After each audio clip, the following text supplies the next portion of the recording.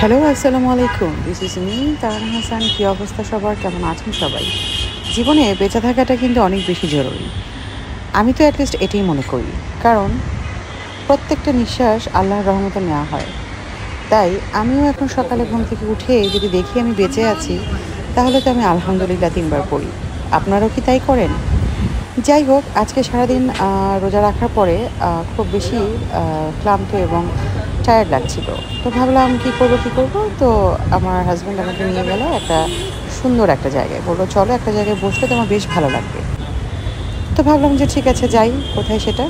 তো চলে আসলাম সিক্রেট রেসিপির আম বাইরের জোন। এটা আসলে নন এসি আর ভেতরটা হচ্ছে এসি।